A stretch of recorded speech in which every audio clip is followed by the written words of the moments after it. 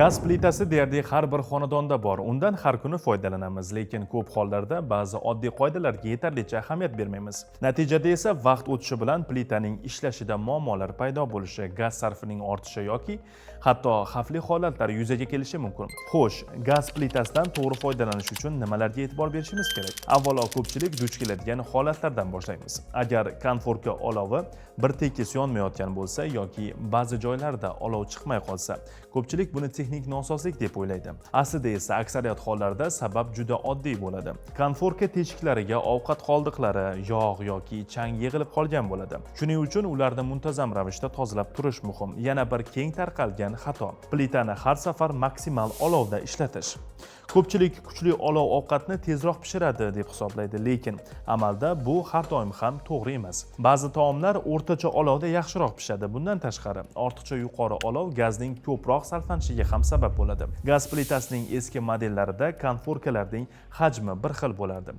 Nega hozir unday emas? Masalan, kichik konforkaga juda katta qozon qo'yilsa, aksincha, katta konforkaga esa juda kichik idishlar foydalanish ham samaradorlikni pasaytiradi. Shuning uchun idish o'lchami va konforka o'lchami bir-biriga mos bo'lishi maqsadga muvofiq. Keling, tozalik haqida ham gaplashamiz. Ko'pchilik plitani bir necha kun tozalamay yuradi. Keyin esa qotib qolgan yog' va kirlarni tozalashga qiynaladi.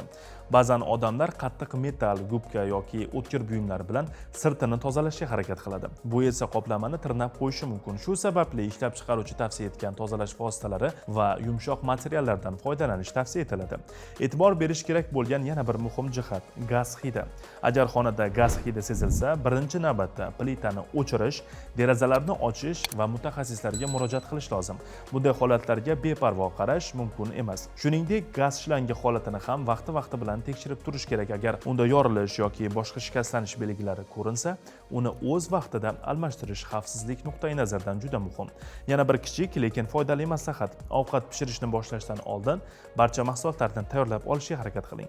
Bu nafaqat vaqtni tejaydi, balki gaz plitasining keraksiz uzoq vaqt yonib turishining ham oldini oladi. Texnika qanchalik sifatli bo'lmasin, uning xizmat muddati ko'p jihatdan foydalanuvchiga bog'liq. Muntazam parvarish, to'g'ri ekspluatatsiya va xavfsizlik qoidalariga rioya qilish orqali gaz plitasi uzoq yillar davomida ishonchli xizmat qilishi mumkin. Ideal gaz plitalari esa nafaqat zamonaviy dizayn va qulaylikni, balki har doim xonadon uchun ishonch va xotirjamlikni ham taqdim etadi.